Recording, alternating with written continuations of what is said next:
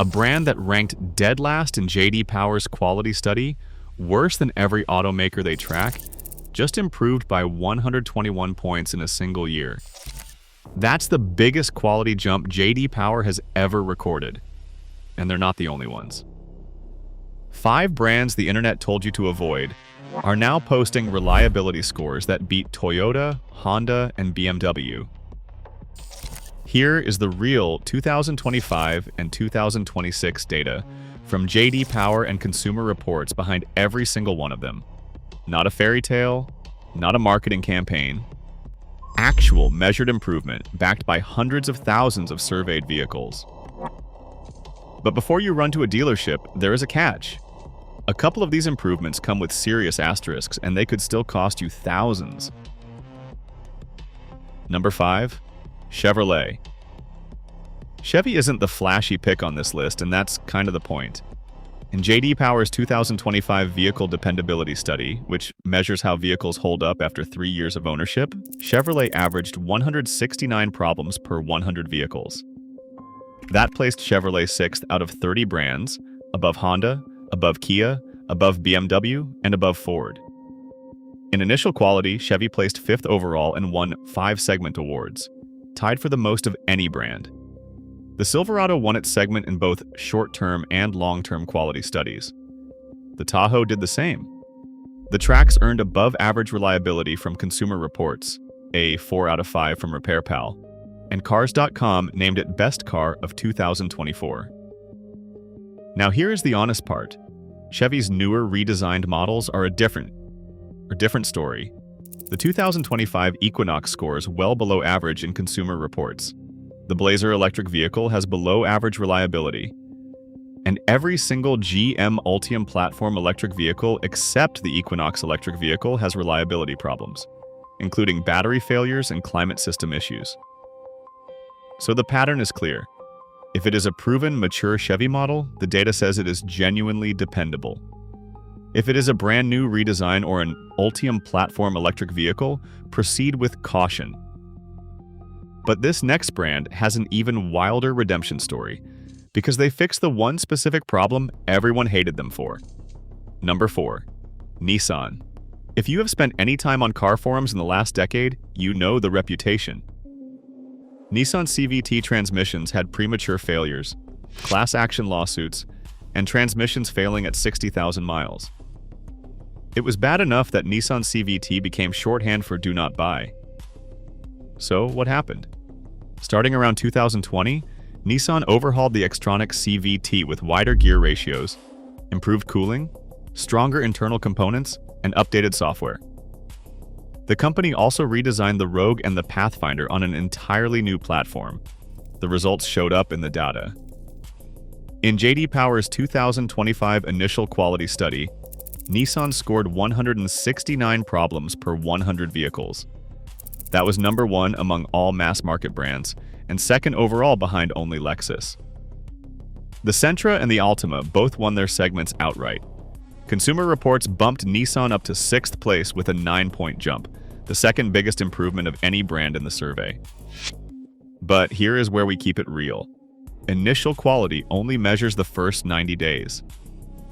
Nissan's 3-year dependability score is still below average at 215 problems per 100 vehicles because that score reflects older models. The brand is also cutting 20,000 jobs and closing plants. Sales are flat and down 42% from their 2017 peak. The engineering fix looks real. Whether it holds up at 100,000 miles is the question nobody can answer yet. And speaking of unanswered questions, this next one is a genuine contradiction. Number 3. Ford. Ford just earned its best Consumer Reports reliability ranking in 15 years, ranked 11th, up from 22nd the year before. The F-150 became a Consumer Reports top pick for 2026, the first time any full-size pickup earned that since 2019. Lincoln jumped 17 positions to 7th overall, the single biggest move in the entire Consumer Reports survey. Ford won 4 segment awards in J.D. Power's initial quality study, more than any other brand. Warranty costs are declining. Ford's chief operating officer Kumar Galhotra said their warranty costs are going down, and that it is directly related to improving initial quality. What did they actually change? Ford doubled their safety team, started testing critical systems to failure, pushed 9.5 million over-the-air software updates in the first quarter alone, and cut launch production losses in half. Management started doing what Toyota calls Gemba walks, spending time at individual production stations instead of managing from conference rooms. But here's the asterisk you cannot ignore. Ford had 153 safety recalls in 2025, affecting 12.9 million vehicles. That is the worst recall year of any automaker in history. They also paid a $165 million penalty to NHTSA for dragging their feet on rearview camera recalls.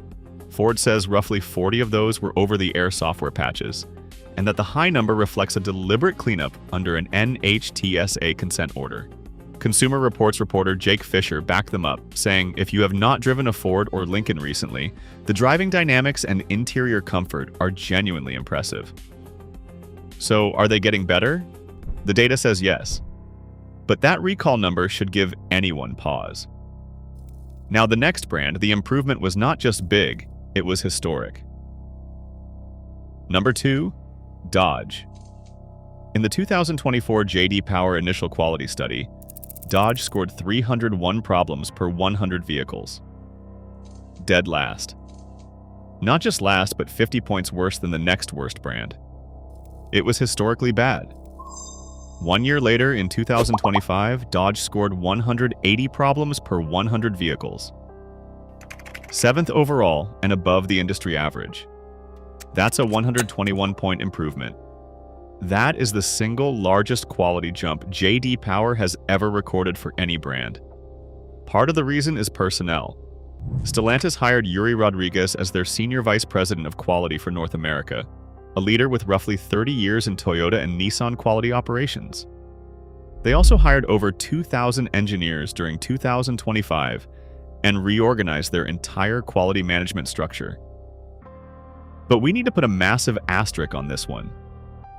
First, initial quality only covers the first 90 days of ownership. Dodge does not even have enough long-term data for Consumer Reports to rank them. Their model lineup is basically the Hornet and the new Charger, so the sample size is tiny. And Stellantis took a 4.1 billion euro increase in warranty provisions for the second half of 2025, basically admitting their older vehicles still have serious quality problems. The company posted a full-year loss and suspended its dividend. And here's the kicker. Not all Stellantis brands improved. Jeep is dead last in Consumer Reports for the third straight year, with the lowest reliability, the lowest road test scores, and the lowest owner satisfaction of any brand they track. The Dodge improvement might be real, but it is 90 days of data from 2 models at a company that is bleeding money. Keep your eyes open. Now, number 1 is the brand nobody saw coming. Number 1, Buick. Yeah, Buick. The brand your grandparents drove. The brand nobody under 40 takes seriously. In J.D. Power's 2025 Vehicle Dependability Study, Buick scored 143 problems per 100 vehicles. That's number 2 out of 30 brands, with only Lexus beating them at 140. Buick beat Toyota, beat Porsche, and beat BMW.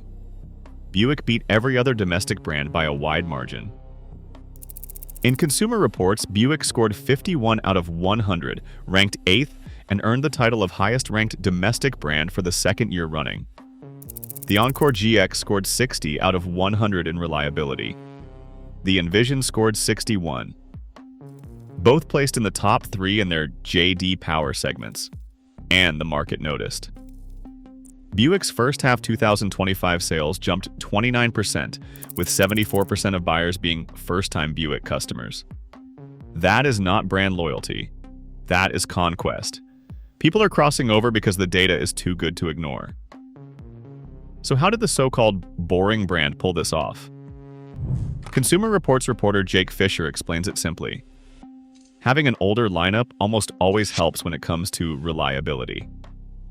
Buick's strategy of conservative incremental engineering, shared proven General Motors platforms, no aggressive redesigns, And no rush to electric vehicles is the exact opposite of what is failing at brands like Jeep and Volkswagen.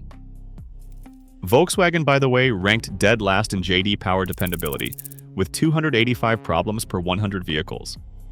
And Land Rover is still the most expensive brand to maintain at $19,460 over 10 years. Boring works. The data proves it. So here is the bottom line. Buick and Chevrolet have strong data in both short-term and long-term studies. Ford is improving fast, but the recall numbers are a real concern. And Nissan and Dodge look great on paper, but both are still proving themselves beyond the first 90 days. Do not trust brand reputation. Trust the data. And if you want to see which cars you should absolutely avoid right now, that video is on screen.